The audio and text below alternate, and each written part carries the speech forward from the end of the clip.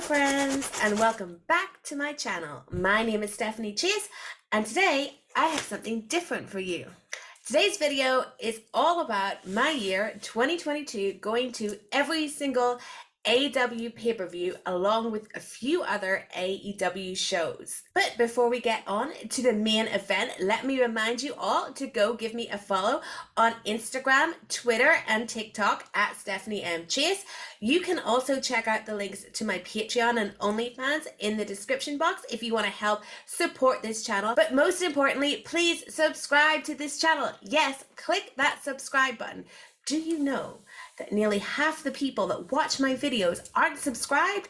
All you have to do is hit that button and help me out by subscribing to this channel and turn on the notifications so you can be the first to know when I drop new content. But enough about that, enough of the plugs. Let's crack a White Claw like Tony Khan would want us to and talk about my 2022 adventure of seeing AEW live. So for those of you following along with my life story in anticipation for my book, Chased, The Misadventures of a Blonde in Wrestling, coming in 2050, this is the third video in that series, the first being how I started watching wrestling, the second being my USA trip 2021, finally seeing AEW live, and now here we are, video number 3, 2022, seeing all of AEW live. So this is a very casual video, as you can tell by the White Claw. I have not scripted everything. I have just written down notes of all the shows and the places I visited so I don't forget anything. So if it's a bit scatty, apologies, but you know, I'm doing this AEW style, no scripted promos here. I hope I remember everything. If I don't, I'll probably edit some stuff in and post. So where do we begin? What better place to begin if we are going to be talking about AEW than Jacksonville, Florida, the home of AEW and the Jacksonville Jaguars. So when it was announced that Revolution was going to be in Florida and they were going to be doing Dynamite in Daly's Place in Jacksonville a couple of days before, I knew I had to go to Jacksonville. There was no way I couldn't go to Jacksonville because really, you know, watching AEW really got me through the pandemic, and all I was thinking of and dreaming of during the pandemic was going to AEW shows live and getting to be there, and they were all from Daly's Place. So I think it's a really special place if you're an AEW fan. So it was an absolute must visit for me. I flew from London to Miami and then got a flight to Jacksonville. I arrived in Jacksonville in like evening time, probably around 7 p.m. Once I got checked in and stuff, what I really wanted to do was walk to Daly's Place. This walk to Daly's Place from my hotel was around about, I would say 45 minutes to an hour long at nighttime. Pretty dark, but yeah, like why the hell not? When you first arrive in Jacksonville, why not go to Daly's Place? So I did that. I walked and I walked, and there was not much around. I gotta say, I was walking in areas where there was not much around. I know at some point there was a lot of construction going on, and there was just these construction workers thinking, why is this small blonde girl walking alone at night in Jacksonville? At one point there wasn't even a pavement to walk on. That was kind of scary, but yeah, I did it. I made it to Daly's Place, this whole big walk, just to do absolutely nothing. When I got there, like I literally just walked around outside the building. I saw that there was loads of AEW trucks set up and stuff like that. I think that was the first time I'd seen all the trucks. Yeah, just wandered about the empty grounds of the like outside the grounds, the parking lot and everything of the Jags and Daly's Place. And you know what? It was pretty cool. I think Daly's Place was just really important to me. And obviously I was going to be seeing it the next day when the show happened. But I just wanted that moment of seeing it when no one else was around. There was one guy around, and I think he worked for AW, and he asked me if I was okay.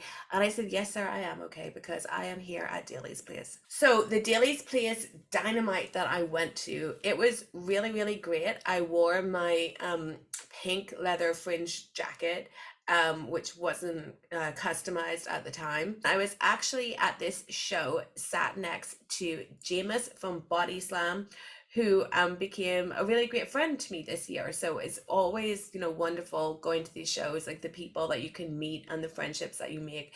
That's something that's really important to me. This Dynamite was the one where Tony Khan announced that he bought Ring of Honor. So that was a very big moment to be there for.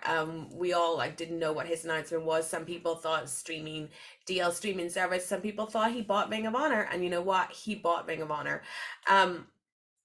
So that was really fun to see live, and obviously the purchase of Ring of Honor has become a big. It was one of the things that kind of defined this year in AEW. So it was cool to be there at the beginning of that.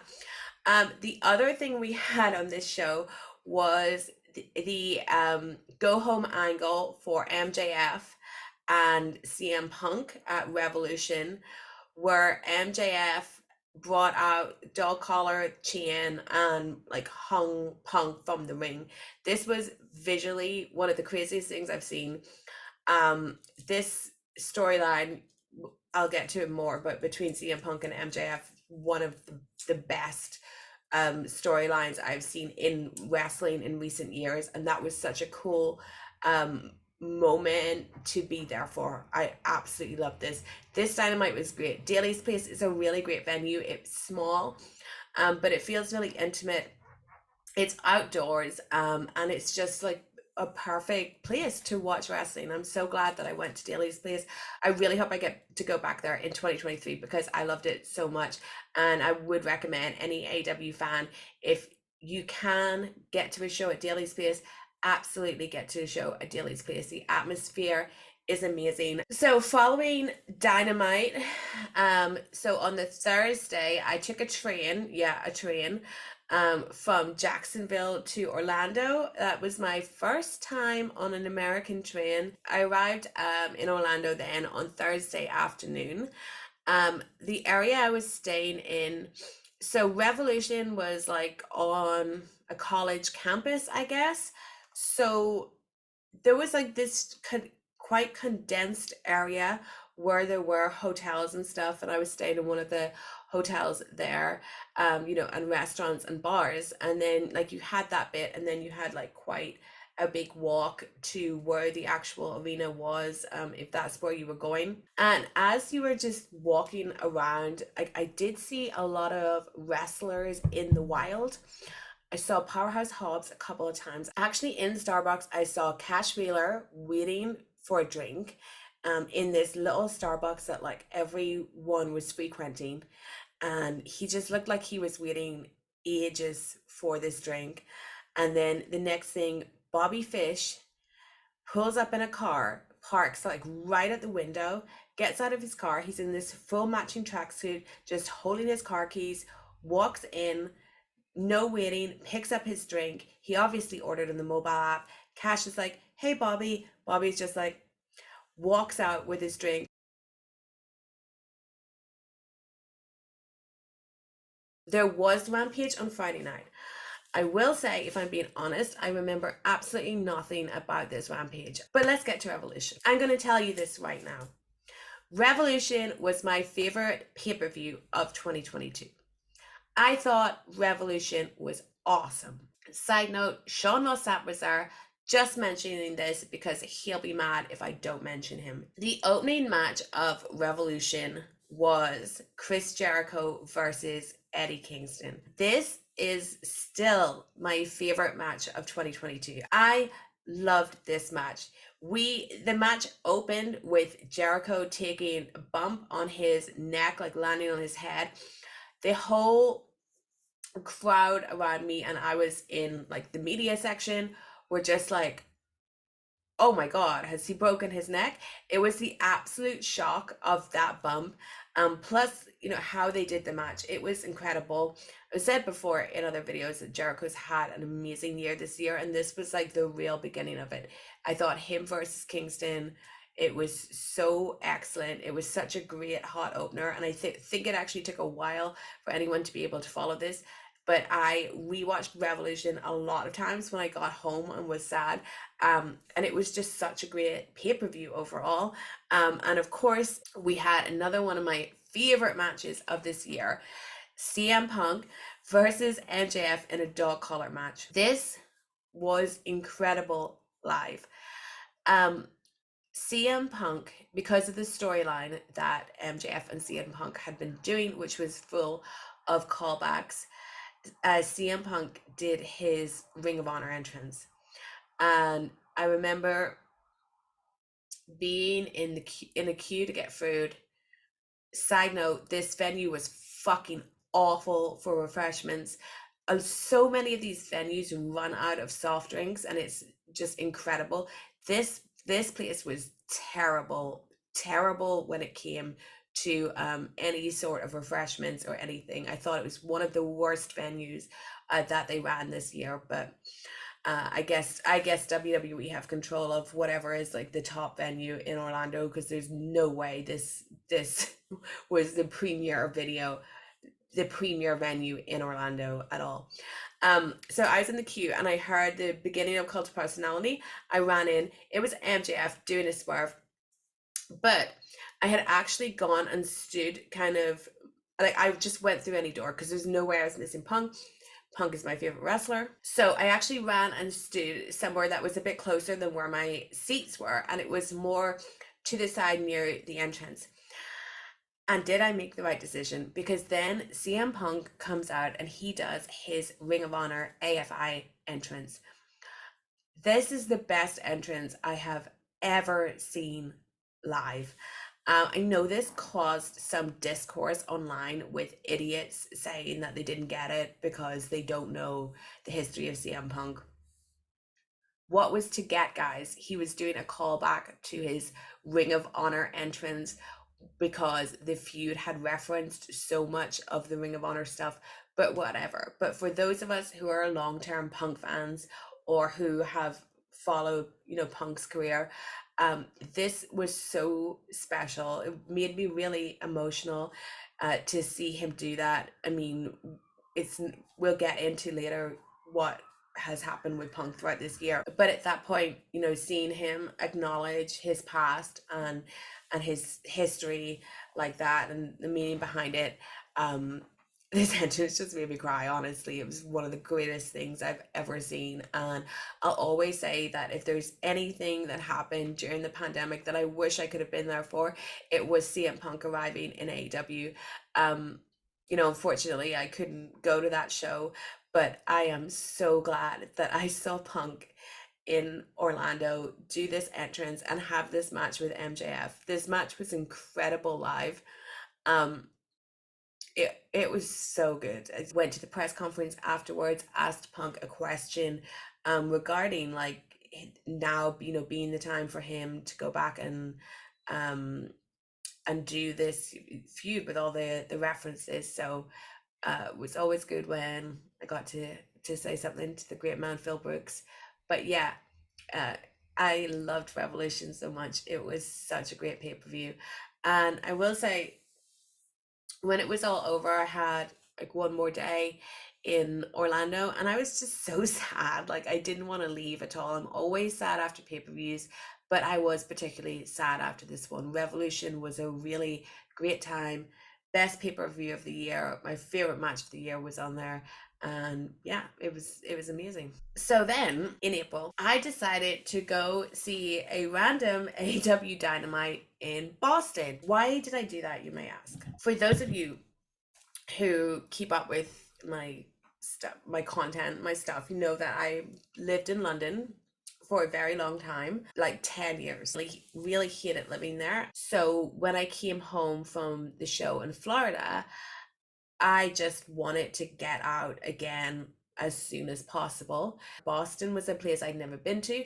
Boston is really easy to get to from Ireland. Which is where my family lives. I went to Boston for this Dynamite. It was just a run of the mill Dynamite. It did have FTR versus the Young Bucks on it. And the Rampage was the one where it was like the making of Wheeler Yuta. He had a really bloody match with John Moxley. Yeah, it was just that really. I did at one point, I think I was getting an interview there, but it didn't happen. It was cancelled like last minute. I get to do some other fun stuff. Like I went to see the Cheers bar. I went to meet my friend in Salem and had a great goth time there.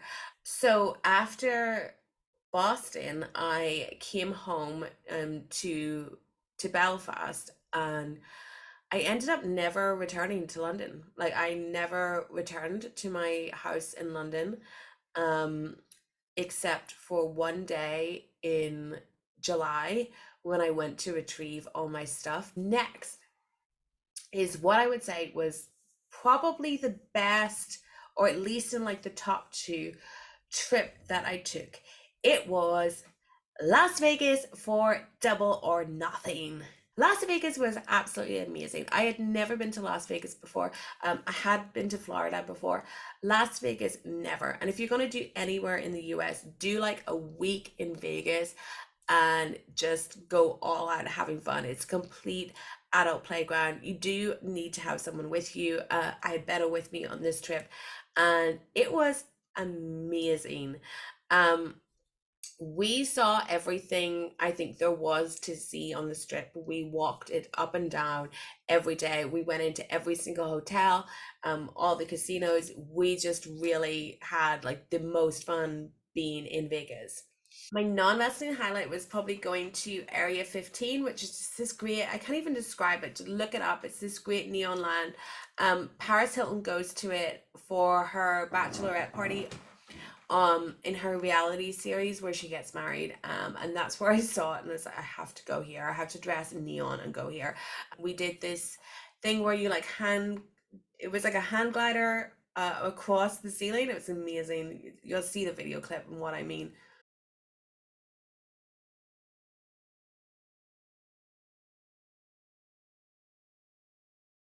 But even just walking up and down the strip, going into casinos, it is so much fun. It is an absolute adult playground. You could just walk the streets drinking. I got one of these big huge drinks. That was probably a bad idea one day. And I also got my pink fringe jacket like spray painted like 90s WCW style to see Miss Dynamite. So I would to say Miss Dynamite. So I was very happy to be showing that off all around Vegas, even though it was too hot to wear it by far. It really was. So the first show we attended in Las Vegas was Dynamite. That was in an arena that was like in one of the casinos, the MGM one. That I remember as just being a really good show. Then Rampage we didn't stay for the whole thing because it was really just nothing happening. After the shows, we did sit in the casino. There were some wrestlers walking around. We saw Gangrel in the flesh. We saw Wardlow in a suit, looking great, like Wardlow. Hangman Page as well. And yeah, there was just like this tremendous buzz if you were, in that casino hotel and around. Like it really felt like what a WrestleMania weekend feels like, where you can see people, walking around in all their AEW merch. Because I think with the other pay-per-views I've been to, everyone's kind of so spread out, but this was more like a central like location where like everyone was, and it really felt like there was this huge event happening that you were a part of. Night after Rampage, we went to Fremont Street, and that is even more of an adult playground than Vegas itself. It's like the old Vegas. It was so much fun. There were like three bands playing.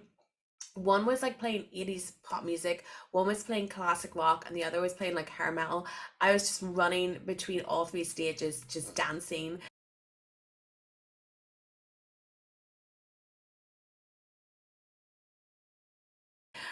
It was Oh, that was an amazing, amazing night. Max Caster did a gig. Don't remember much of that, but that is one of the most memorable nights I've ever had, was being out in Fremont Street in Vegas. There was even like a vintage toy shop that had all old wrestling figures out. It was so, so cool. So I think one of the things that people will remember the most about Double or Nothing is the MJF situation. I have no scoops on this, but my perspective, or my story was, I was buying a very expensive handbag at the time and really trying to decide if I wanted this handbag, what I should do, all of that. And I just made my decision, and Benno comes up to me in the store and says, apparently MJF is getting a flight out of Vegas. And I'm like, what? For real? It's like, yes, MJF missed a meet and greet. Apparently he was just sitting in the casino playing slots, and he's booked the next flight out of Vegas. He's gone. Because of, he thought that he should be paid more. Well, allegedly, like, this is why he thought he should be on a better deal, whatever. I completely support that, because MJF is the future. You all know I think that. And I was just in the store like, oh my gosh, what a thing to happen. I bought the handbag. And then I spent, like, the rest of the night thinking about this MJF situation. And I was actually in, Benno went to the GCW show. I didn't go to that. And I was actually in the casino, that was attached to where the AW shows were. Did not see MJF. But it was like one of those times where it's just this crazy news story is broken. And even though you're nothing to do with it, like, you're not in it, I don't know MJF, I don't know anyone, I don't have the in or the scoop. But just the fact of being in Las Vegas, being there when it's all going down, hear about it, like, you actually feel like you're part of it. And yeah, that, I guess, brings us to the pay-per-view, and the opening match of Double or Nothing was MJF versus Wardlow.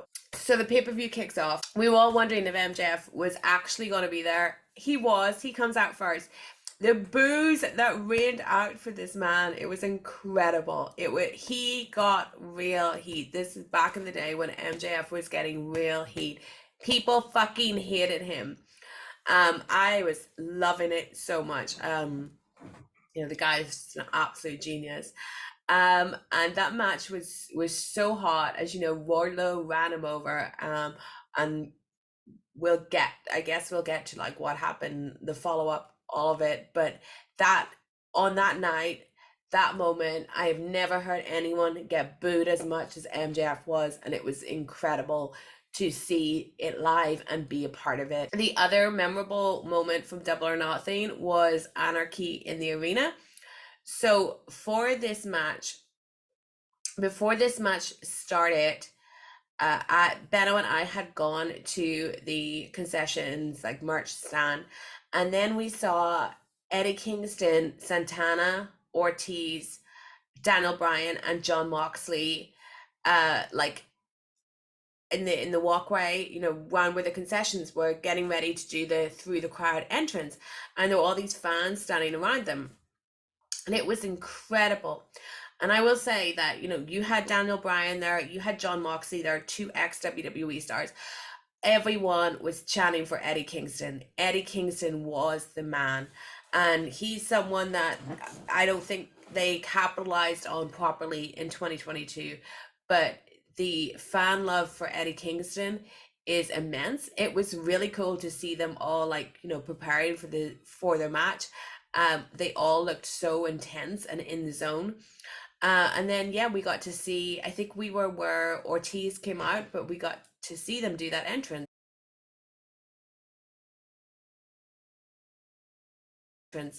And then we went back to the bit where our seats were. We weren't sitting together, but there had been a bit, like, higher up where we had just been standing and watching stuff.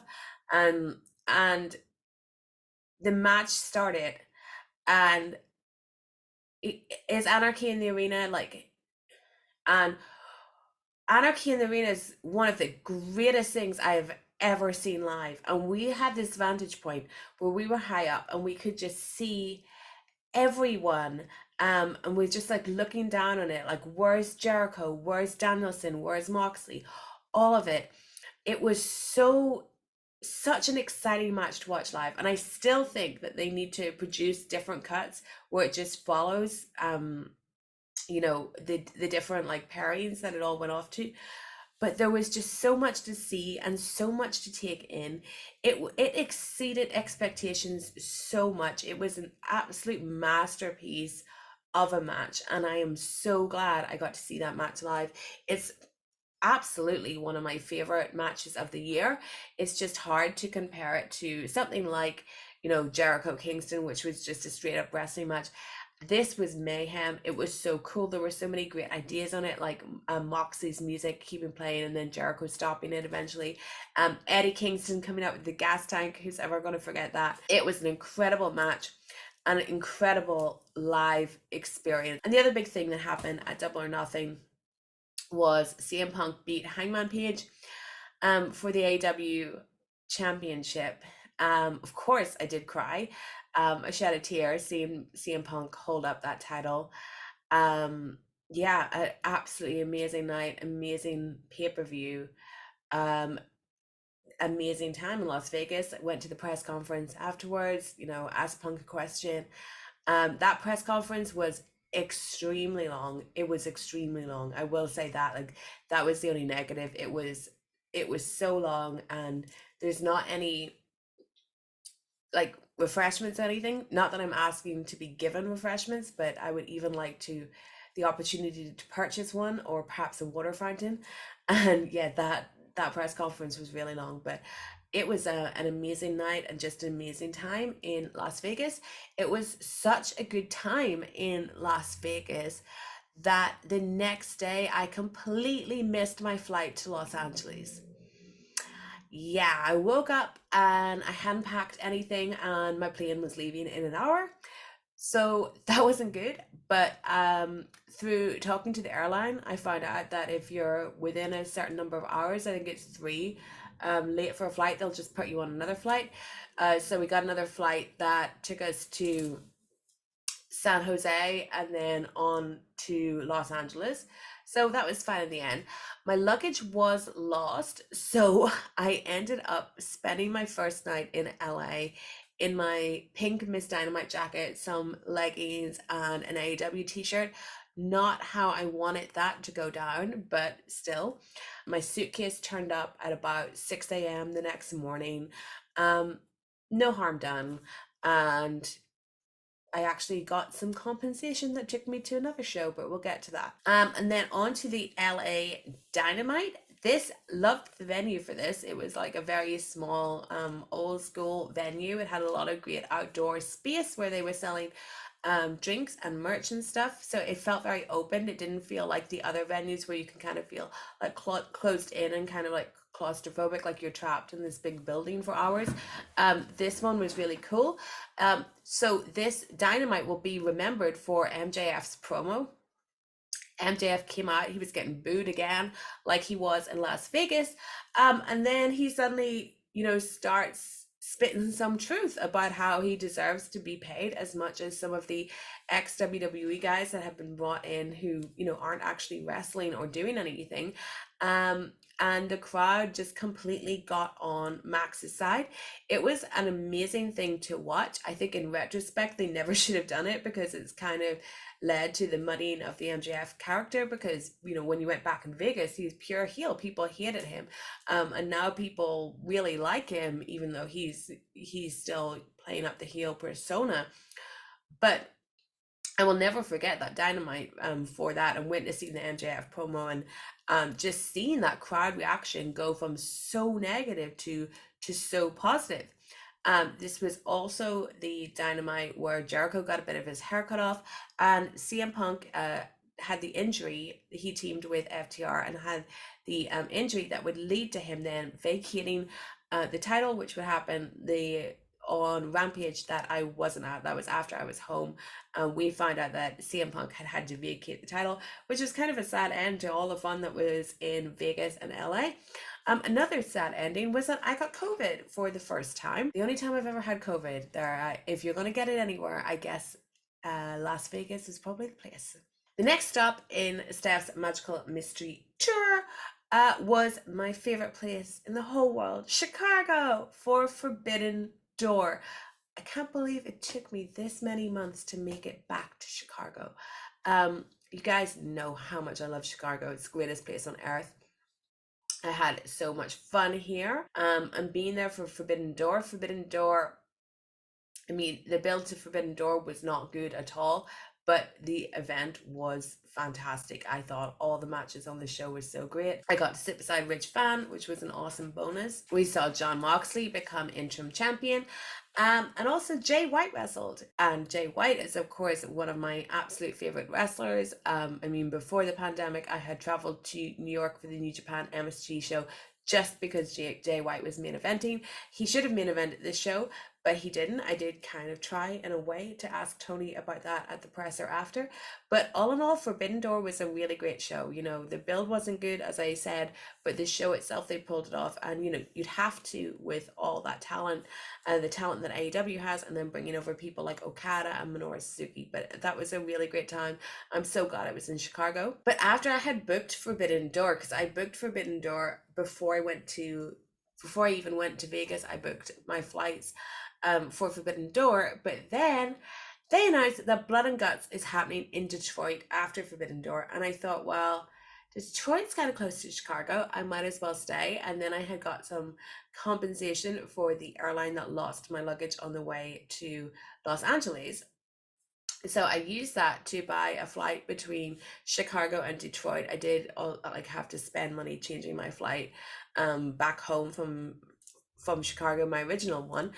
But yeah, I went to Detroit. So for the Blood and Guts show, I got to be a baddie. Yes, I was one of Jade Cargill's baddies for Blood and Guts. But you wouldn't have known it if you'd been watching Dynamite.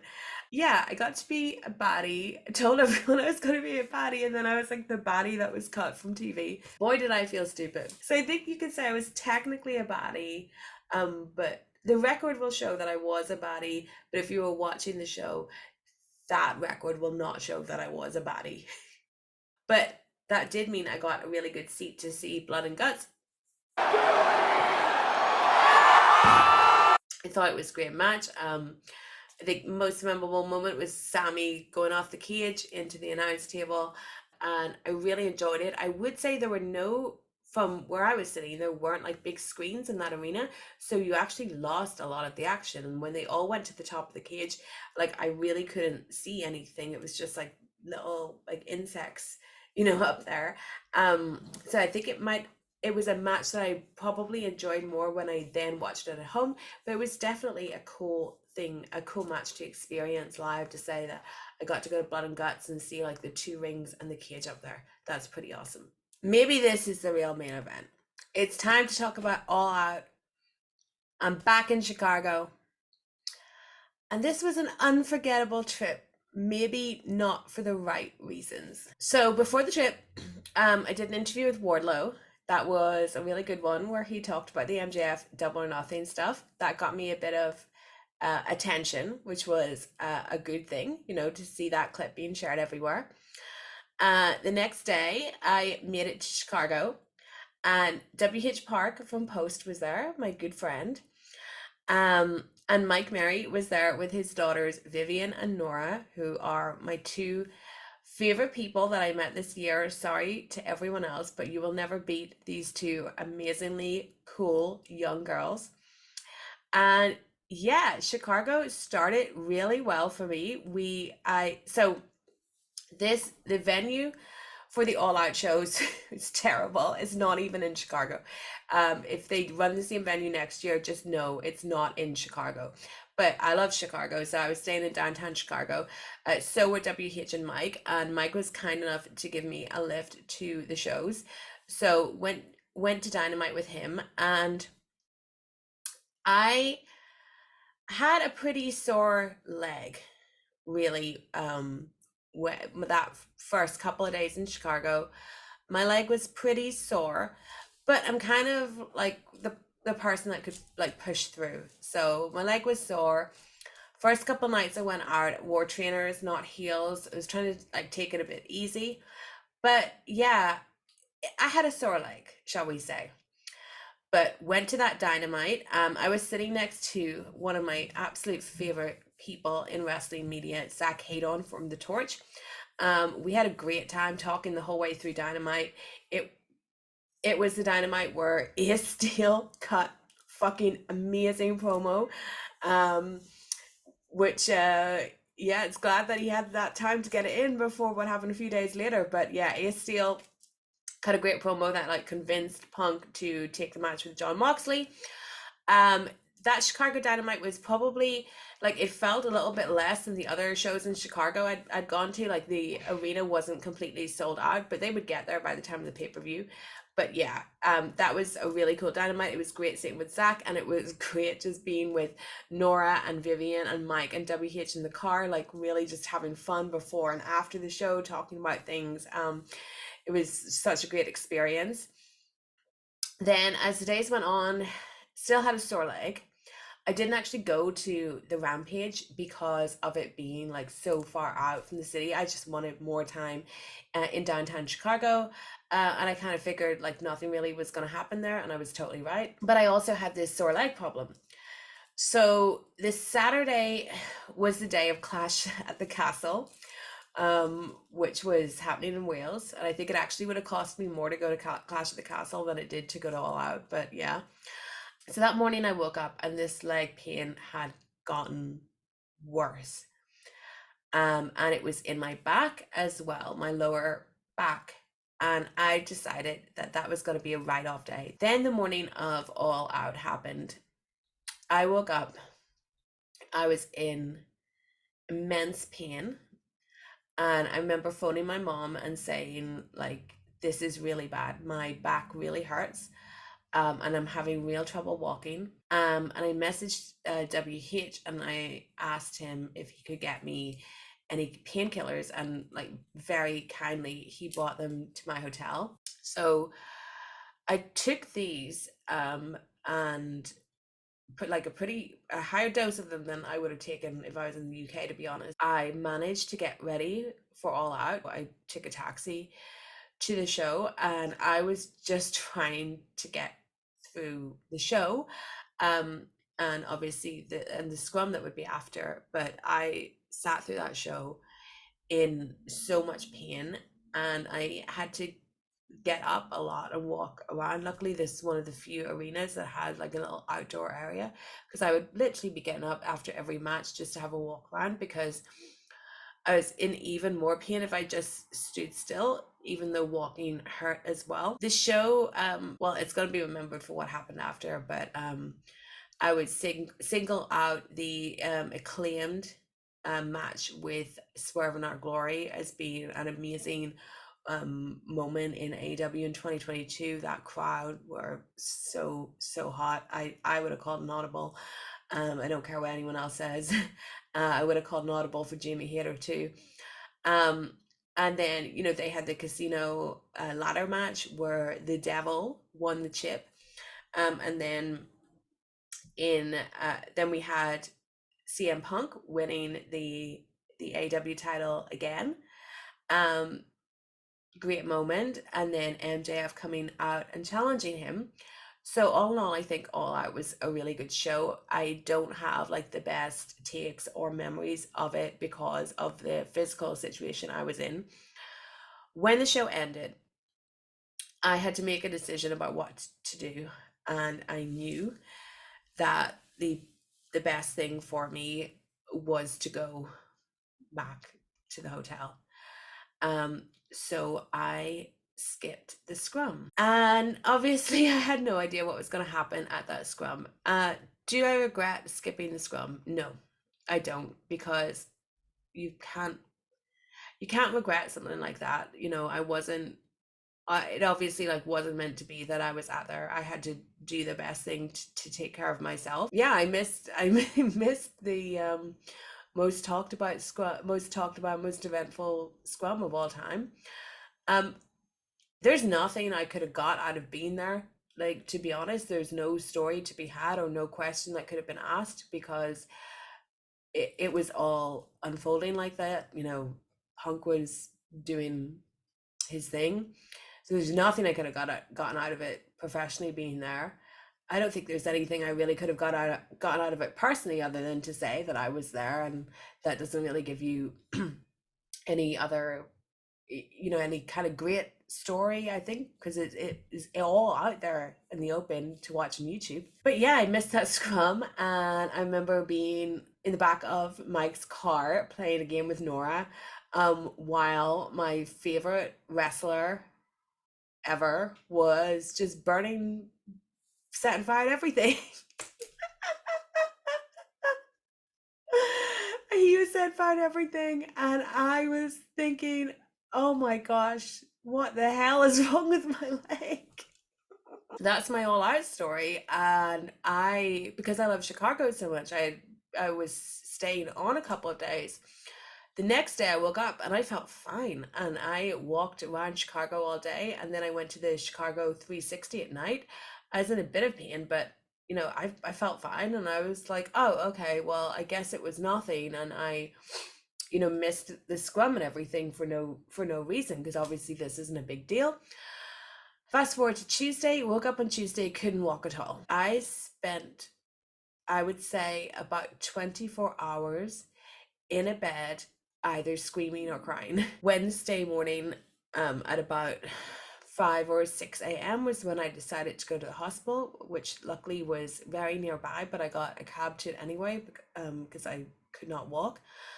I went to the hospital. I got seen. I got put in a bed in A&E, and I was seen too. I was x-rayed. I was given morphine. They couldn't figure out what was wrong with me because I wasn't responding to the morphine at all. And then eventually I got a diagnosis of sciatica. I was given more morphine, got some more morphine. At one point, I probably in some kind of morphine haze tried to leave the hospital, and they found me on the ground of the right before the A&E doors. That was pretty bad. At the evening time, they told me that I had to be admitted into hospital. First I had to pay my A&E bill, but then I had to be admitted because the drugs were not working that I was on. I was taken up to a room where there was a TV. I turned it on, and there's Dynamite, and Tony Khan's telling you that we don't have an AEW champion anymore. When I was up and when I was admitted to the hospital, they decided to like change some of the medication I was on. So I was given something else, and I was given Valium as well.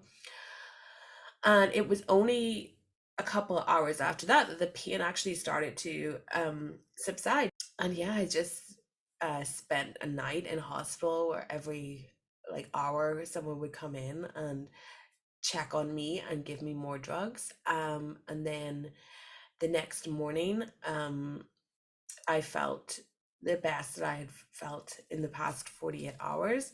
And I was given a crutch, physio exercise, and like a prescription with about 5 different painkillers and drugs on it. And I was discharged, went back to my hotel, spent that day really in the room, and then had about 2 days of walking around Chicago on a crutch, on a shitload of prescription drugs. And I was actually feeling pretty okay. And it was only when I got back to the UK and I'd run out of all my prescription drugs that I realized I was probably just high, because I was in an extreme amount of pain. And a couple of days later, when I came home to Liverpool, all out was a hell of a ride for me, for CM Punk, Tony Khan. So once I got home to Liverpool, oh, I don't think I said this earlier, but Liverpool became my home in August. When I made the decision to leave London for good, I moved to Liverpool. Once I came home to Liverpool after the All Out fiasco, um, I had like 6 weeks to get myself ready for the next trip. So my trip to Bulgaria, Benno came with me. We started off in Brooklyn, New York. We were there like the Monday and Tuesday, just having fun, living our best hipster life, getting lots of coffee, doing lots of walks. We walked around the Brooklyn Bridge. I will say this whole trip um, was like, it was like the coldest week in New York, New Jersey or something. Absolutely freezing. I don't think I've ever been so cold in my life. And I've been to Sweden and Finland in winter, but this really takes a cake of how cold it can be. But I didn't like let it get me down. So we had like 2 fun days in Brooklyn. And then we went to Connecticut for AW Dynamite. Now, Dynamite was in Bridgeport, Connecticut, but we found out that's really near Stamford, Connecticut. So we decided that we would stay in Stamford. And we had looked up places to stay, and there were some like nice places, but we found this motel where in the pictures you could see the WWE headquarters in the background. And I just thought that would be so funny if we stayed there and we were that close to WWE headquarters. So we booked it. It is called the Red Carpet Motel in Stamford, Connecticut. It is right beside WWE headquarters. We thought maybe it was just like you could see the flag in the distance. No, this is literally like pretty much next door.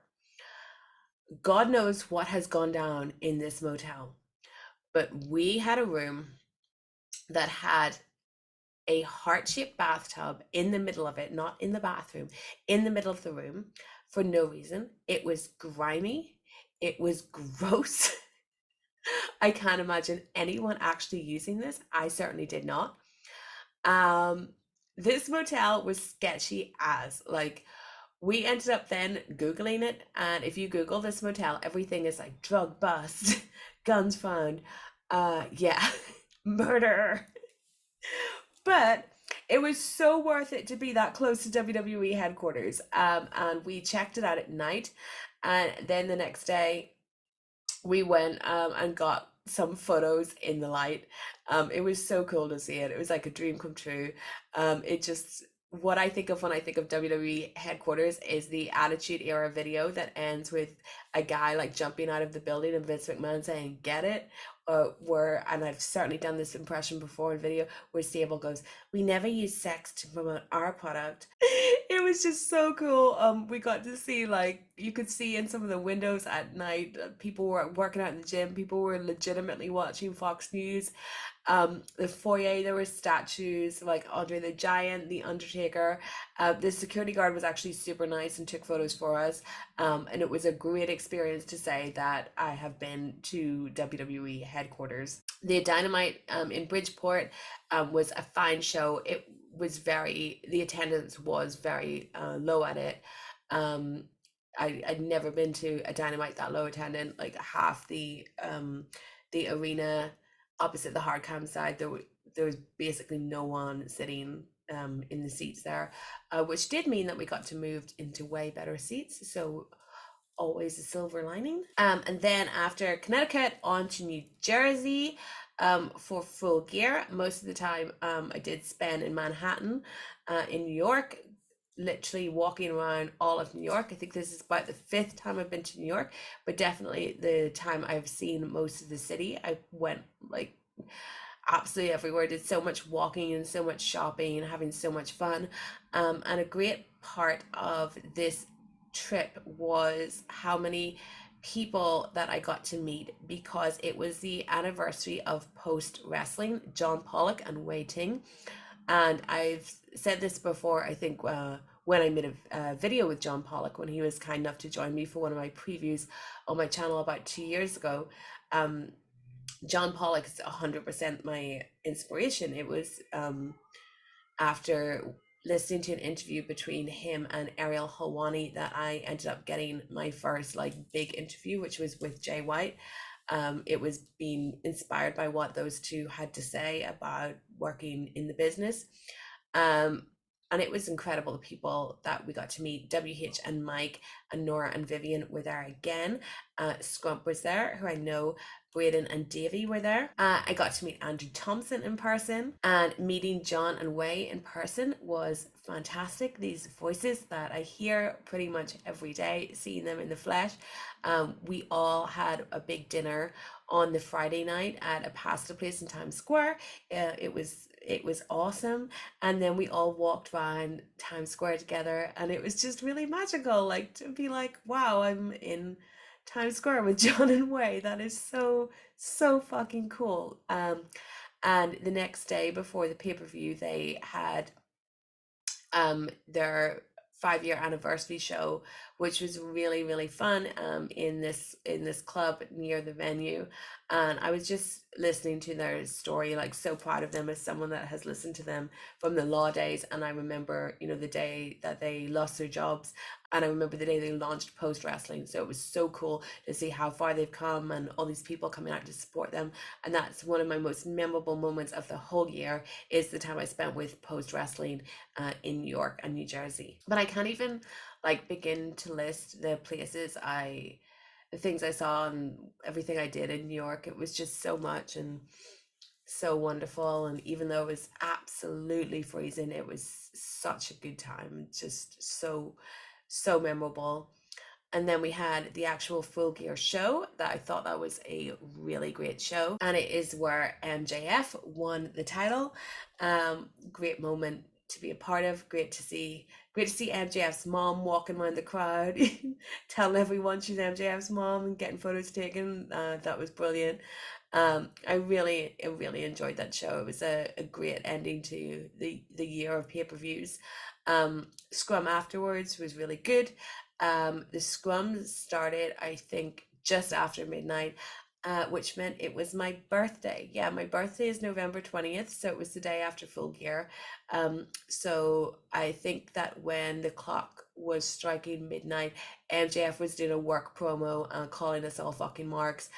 Probably directed at me, who put that video up of his promo in Bridgeport. This is the place, and the only reason why it's here is because of Tony fucking Khan. Without AEW, professional wrestling is a monopoly. So after the scrum, it was officially my birthday. I went and had some drinks with Andrew Thompson, Scrump, WH Park, and Benno.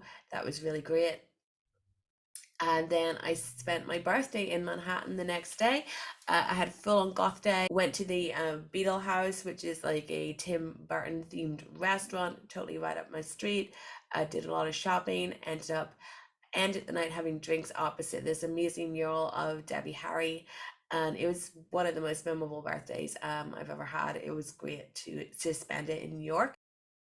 And after New York, I went on to Chicago to attend the Thanksgiving Dynamite and to also have a good time in Chicago after what happened last time.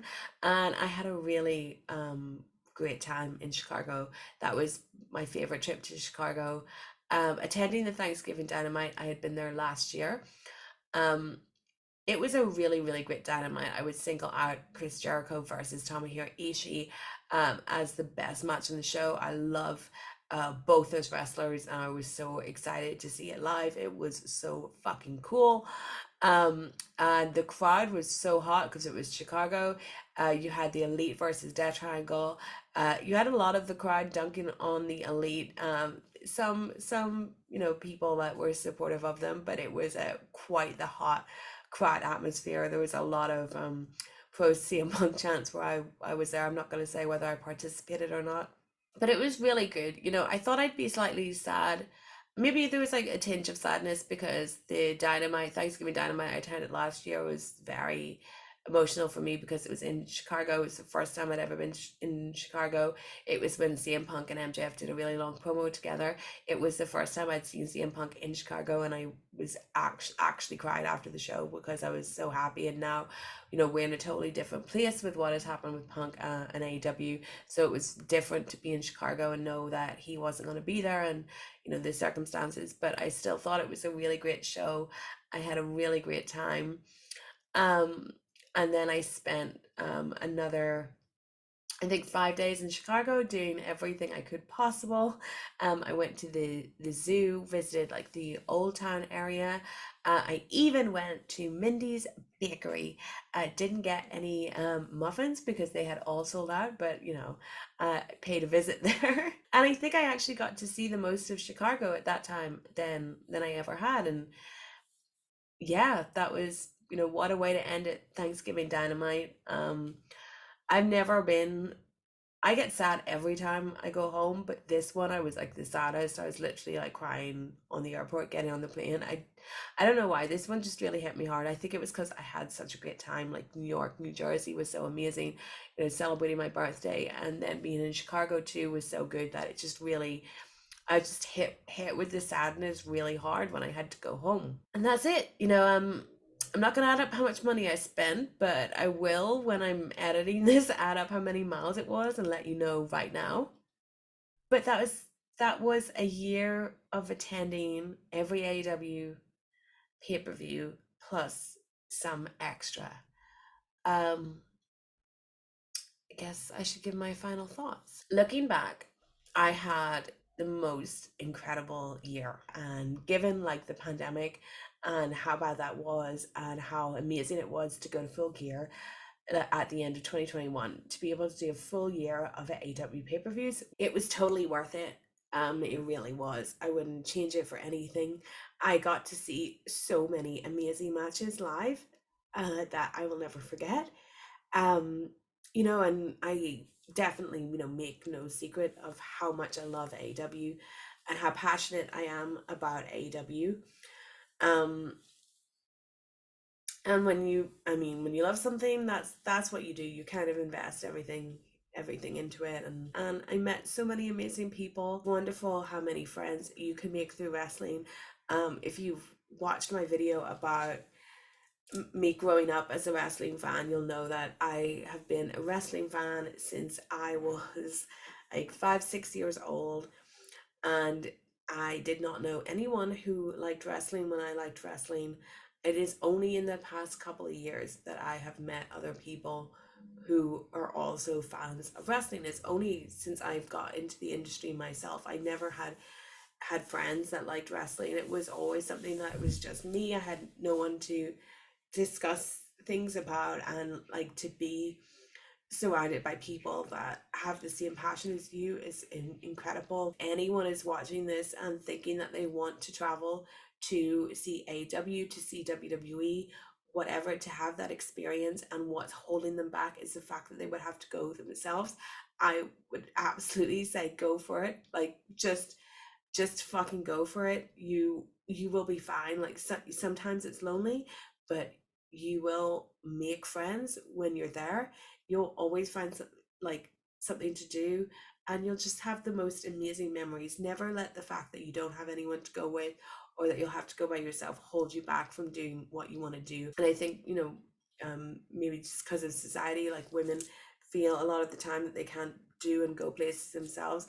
You absolutely can. Like, we need to normalize women going out for dinner by themselves, sitting at a bar by themselves, and when they are doing that, we need creeps to leave them alone. But just, God, you've only got one life, and just travel halfway across the world to see a wrestling show. Fucking do it. Like, do it.